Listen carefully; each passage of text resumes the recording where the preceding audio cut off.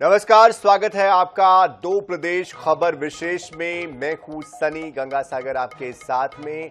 Bulletin की शुरुआत करेंगे इस वक्त आ रही बड़ी खबर से। भोपाल से ये बड़ी खबर आ रही है। दो जिलों के कलेक्टर बदले गए हैं। आईएएस किशोर सान्याल बनाए गए हैं श्योपुर के कलेक्टर। आईएएस लोकेश जांगड़ को निवाड़ी जिले की जिम्मेदारी दी गई है।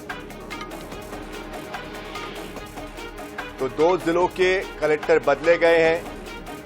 आईएएस किशोर सान्याल श्योपुर के कलेक्टर बनाए गए हैं। आईएएस लोकेश जांगड़ निवाड़ी के कलेक्टर बनाए गए हैं।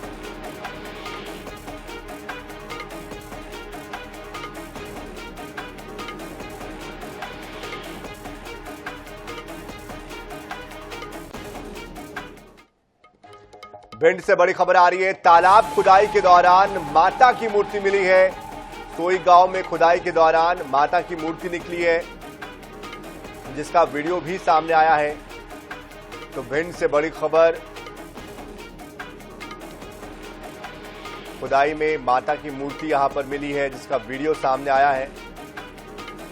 सोई गांव में खुदाई के दौरान ये मूर्ति मिली है। फिलहाल इसमें आगे की जांच की जा रही है।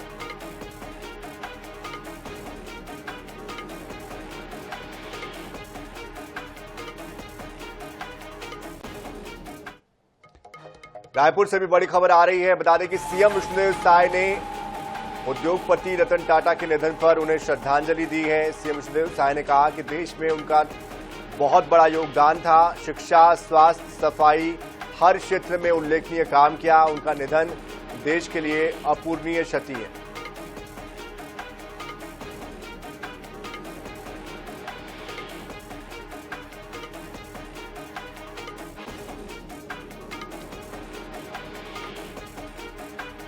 तो उद्योगपति रतन टाटा के लिए हर कोई अपनी संवेदनाएं व्यक्त कर रहा है। सीएम विष्णुदेव साय ने भी सोशल मीडिया प्लेटफॉर्म पर अपनी संवेदनाएं व्यक्त की है।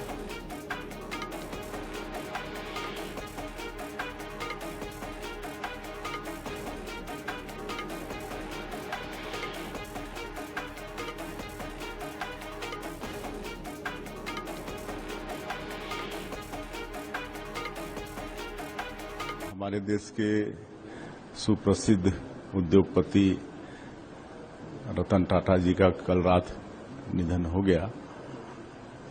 पद्म विभूषण थे वो, और देश में उद्योग जगत को आगे बढ़ाने में उनका बहुत बड़ा योगदान था। और देश में उन्होंने स्वास्थ्य, शिक्षा, सफाई के क्षेत्र में उल्लेखनीय काम किया, और उनका निधन देश के लिए अपूरणीय क्षति है। मैं उनको विनम्र श्रद्धांजलि अर्पित करता हूं, और भगवान से प्रार्थना है कि उनकी आत्मा को वैकुंठवास मिले, और उनके शोक संतप्त परिवार को इस गहन शोक को सहने की शक्ति प्रदान करें। छत्तीसगढ़ की रायपुर दक्षिण की विधानसभा सीट पर जल्द ही उपचुनाव का ऐलान हो सकता है, लेकिन चुनाव के ऐलान के पहले ही बाहरी दावेदारों की धमक ने कांग्रेस के स्थानीय नेताओं की नींदें उड़ा दी है। आखिर क्यों कहते हैं इसको लेकर कि यहां पर स्थितियां कुछ अलग है, और इसका पेच कहां पर फंसा है, नाम क्यों नहीं सामने आ रहे हैं, और किस तरह की बयानबाजी हो रही है, स्थानीय नेता की क्या प्रतिक्रिया आ रही है। पीसीसी चीफ ने बाहरी नेताओं की दावेदारी पर क्या कुछ कहा है, देखिए इस रिपोर्ट। दक्षिण क्षेत्र की जो जनता है उनके साथ सीधे तौर पर कनेक्ट हो। स्कूल में पहले ही डिक्लेयर कर दिया गया है कि उसी स्कूल का विद्यार्थी रहेगा। पार्टी लीडरशिप से खुद मैं एक दावेदार हूँ। धुआं तभी उठता है जब आग लगती है। कांग्रेस नेताओं के बयान बता रहे हैं कि रायपुर दक्षिण सीट पर बाहरी दावेदारों की धमक उनके माथे पर चिंता की लकीरें खिंच रही है। दरअसल इसकी वजह दक्षिण के दंगल में राजनांदगांव और दुर्ग के नेताओं की दावेदारी ही नहीं है, बल्कि 2023 के चुनाव में भी कांग्रेस ने शिवरी नारायण मठ के पीठाधीश्वर महंत राम सुंदर दास को मैदान में उतारा था, लेकिन ये प्रयोग बुरी तरह विफल रहा। महंत राम सुंदर दास को करारी हार का सामना करना पड़ा। इससे पहले भी कई अन्य चेहरे यहां से मैदान में उतरे और उन्हें शिकस्त मिली। यही वजह है कि रायपुर दक्षिण के उपचुनाव को लेकर जब पीसीसी चीफ ने बैठक ली तो सबसे पहले कांग्रेस नेताओं ने एक स्वर में स्थानीय कार्यकर्ता को ही टिकट देने की मांग रखी। बाहरी प्रत्याशी को लेकर दो टूक लहजे में विरोध भी दर्ज कराया। साथ ही पार्टी के लिए संघर्ष करने वाले और समर्पित कार्यकर्ताओं को ही टिकट देने की मांग रखी है। प्रमोद दुबे, एजाज ढेबर से लेकर कन्हैया अग्रवाल और आकाश शर्मा तक कई दावेदार हैं जो इसी विधानसभा में लंबे समय से काम कर रहे हैं, लेकिन 2023 में भी यहां से बाहरी प्रत्याशी को टिकट मिली। यही वजह है कि इस बार पहले से ही सभी दावेदार न सिर्फ लामबंद है बल्कि पार्टी के वरिष्ठ नेताओं को अवगत भी करा रहे हैं कि किसी स्थानीय व्यक्ति को ही टिकट मिले। हालांकि पीसीसी चीफ दीपक बैज जीतने वाले चेहरे को ही टिकट देने की बात कह रहे हैं। चुनाव लड़ने का इच्छुक चाहे राजनांदगांव से हो, चाहे रायपुर के दक्षिण विधानसभा से और किसी साइड से विधानसभा से हो, वो भी मांग रहे हैं। तो कोई इशू नहीं है। ये उत्सुकता और एक कार्यकर्ताओं की इच्छा है, तो बायोडाटा सौंपे हैं, इच्छा जता रहे हैं कि हम चुनाव लड़ना चाह रहे हैं, तो कोई इशू नहीं, अपना बात रख सकते हैं। लेकिन पार्टी को ही डिसाइड करना है। टिकट तो किसी एक को मिलेगा, पार्टी को डिसाइड करना है। रायपुर दक्षिण सीट पहली ऐसी सीट है जहां कांग्रेस ने पिछले 8 चुनाव में कभी प्रत्याशी रिपीट नहीं किया। इस सीट पर हर बार कांग्रेस ने नया प्रयोग किया, हालांकि वो विफल रहा। ऐसे में इस बार क्या कांग्रेस किसी बाहरी पर दांव खेलने की हिम्मत जुटाएगी? यह तो आने वाला वक्त ही बताएगा। लेकिन बाहरी नेताओं की दावेदारी ने स्थानीय नेताओं की चिंता जरूर बढ़ा दी है। गौरव शर्मा, INS 24/7 रायपुर। चंदखुरी के माता कौशल्या मंदिर में स्थापित 51 फीट ऊंची श्रीराम की प्रतिमा जल्द ही बदली जाएगी। भाजपा का मानना है कि मूर्ति में भगवान राम की प्रतिकृति नहीं दिखती है। वहीं श्रीराम की नई मूर्ति को लेकर अब सियासत भी जारी है। देखिए इस रिपोर्ट।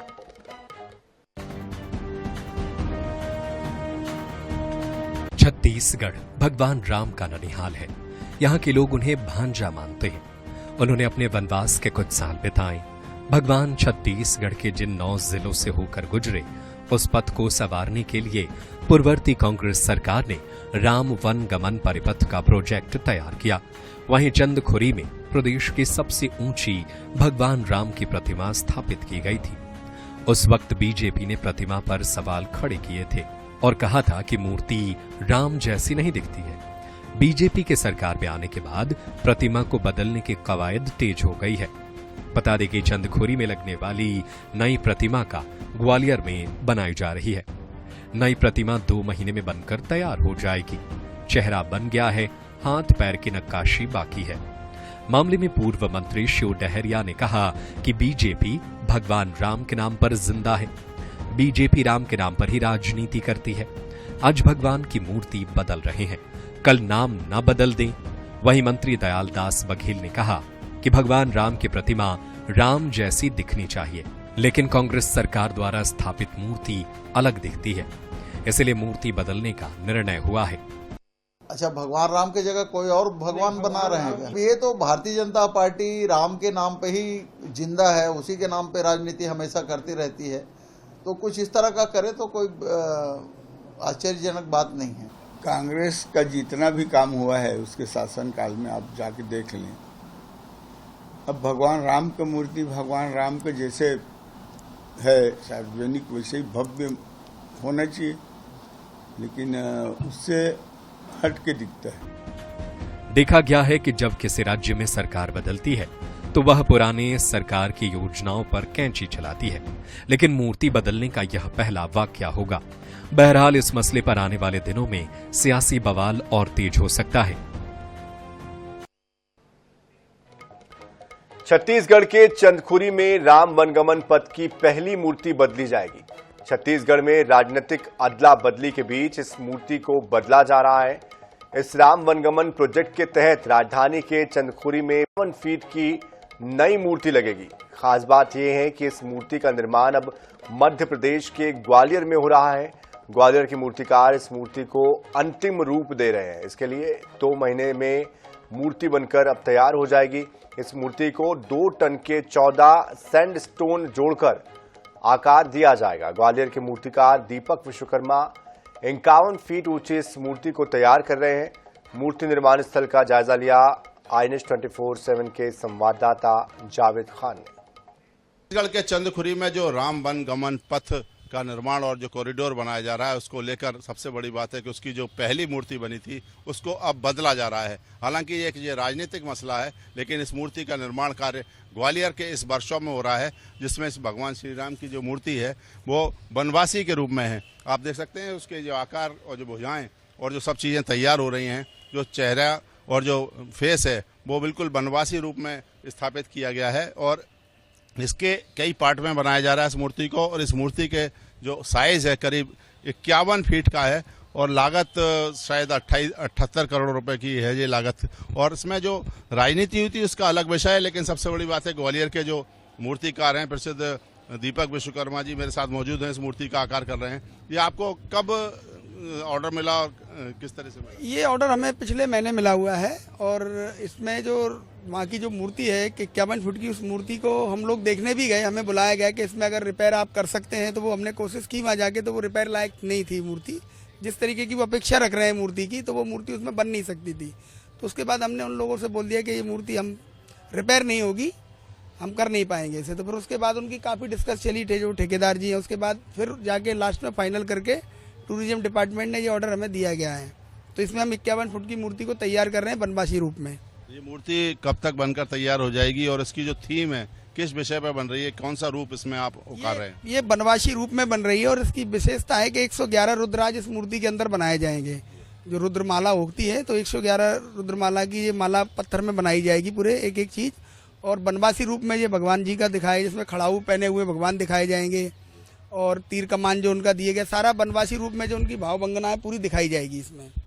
तो ये आप देख सकते हैं कि ग्वालियर में जो सैंडस्टोन होता है उसकी पत्थरों से ये मूर्ति को आकार दिया जा रहा है, जो अंतिम रूप दिया जा रहा है। और इस अंतिम रूप के देने के साथ साथ आपको लगता है कि जो सुंदर दृश्य उभर कर आ रहा है वो सुंदर दृश्य दिखाई दे रहा है। बनवासी के रूप में जो छवि भगवान श्री राम की यहाँ पर दिखाई दे रही है, वो इस मूर्तिकार का संकल्प यहाँ पर जो पूरा हो रहा है वो छत्तीसगढ़ सरकार, भले ही राजनीतिक मुद्दा कुछ भी हो, लेकिन ग्वालियर के पत्थर और ग्वालियर के मूर्तिकारों का यहाँ लोहा जरूर माना जाता है। और कई राज्य सरकारें यहाँ के कारीगरों का उपयोग करती हैं और उनके जो मूर्ति के सौंदर्य हैं उसको पाने की कोशिश करती हैं। जो ग्वालियर की पत्थर से बनाई गई मूर्ति अब छत्तीसगढ़ में एक अपना अलग ही रूप दिखाई देगा। कैमरामैन अजय उपाध्याय के साथ जावेद खान, INS न्यूज ग्वालियर। स्कूलों में किताबों और बुनियादी सुविधाओं की कमी को लेकर छात्रों के आंदोलन के संबंध में हाईकोर्ट ने शासन को विस्तृत जवाब पेश करने के लिए समय दिया है। अब मामले की सुनवाई 22 अक्टूबर को होगी। मामले की सुनवाई chief justice Ramesh Sinha, justice BD गुरु की डिवीजन बेंच में हुई है। सुनवाई के दौरान महाधिवक्ता ने कहा है कि इस मामले को संबंधित प्राधिकारी के संज्ञान में लाया गया है, लेकिन छात्रों का सड़कों पर उतरकर विरोध करना चिंता का विषय है। इससे पूर्व हाईकोर्ट ने राज्य के मुख्य सचिव को निर्देश दिया था कि वो इस मामले की जांच कर शपथ पत्र पेश करे, ताकि भविष्य में ऐसी घटनाएं दोबारा ना हो।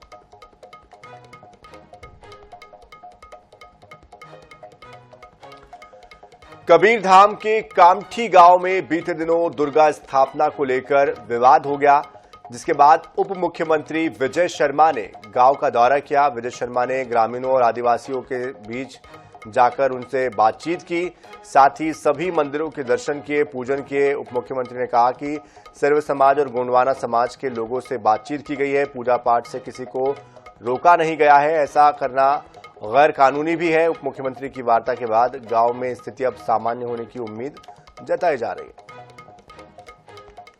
तो पूजा पाठ मैंने यहाँ पर नवदुर्गा स्थापना भी हुई है और उसके बाद सभी मंदिरों में जाकर के हमने पूजा किया है।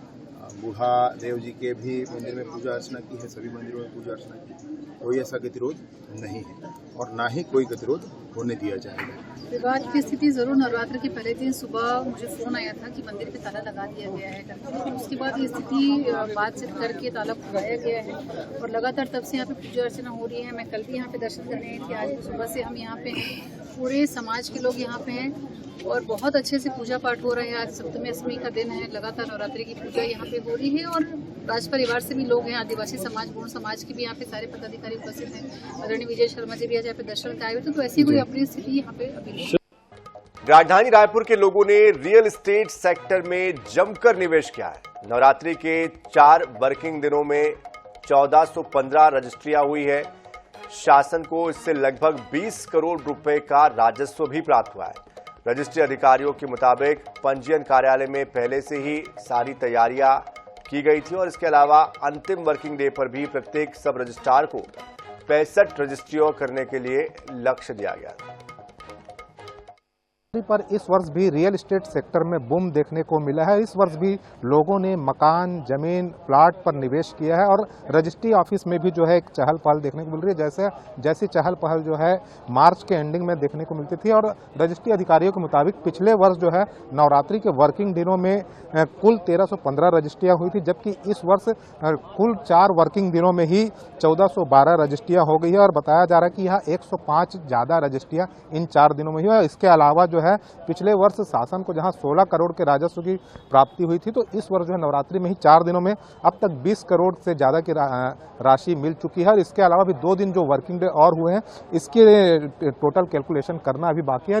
एक प्रकार से यह देखा जाए कि कहीं ना कहीं जो है रियल एस्टेट सेक्टर में जिस प्रकार से बूम मिल रहा है, उससे जो है राजस्व में तो प्राप्ति हो ही रही है, साथ ही साथ जो है कहीं ना कहीं जो है छत्तीसगढ़ भी विकास के पथ पर निरंतर आगे बढ़ रहा है। कैमरामैन मलकीत सिंह के साथ मनोज नायक, NS 24x7 रायपुर। रायपुर के मैट्स विश्वविद्यालय में विश्व मानसिक स्वास्थ्य दिवस के मौके पर मनोविज्ञान विभाग ने कार्यशाला का आयोजन किया। कार्यक्रम 1 अक्टूबर से 10 अक्टूबर तक संचालित किया गया है और जिसकी शुरुआत पोस्टर प्रतियोगिता कार्यक्रम से शुरू की गई थी और जिसमें कई प्रतिभागियों ने हिस्सा लिया। पहले स्थान पर मनोविज्ञान विभाग की अंतर्राष्ट्रीय छात्रा मैरी ग्रेस मीमो रही और द्वितीय स्थान पर दुर्वा दवे, तृतीय स्थान पर अनमता ने तीसरा स्थान हासिल किया। वही आत्महत्या रोकथाम पर अतिथि व्याख्यान का भी आयोजन किया गया, जिसमें मुख्य अतिथि के रूप में भारतीय आयुर्विज्ञान संस्थान के महानिदेशक लेफ्टिनेंट जनरल अशोक जिंदल शामिल हुए। कार्यक्रम को संबोधित किया।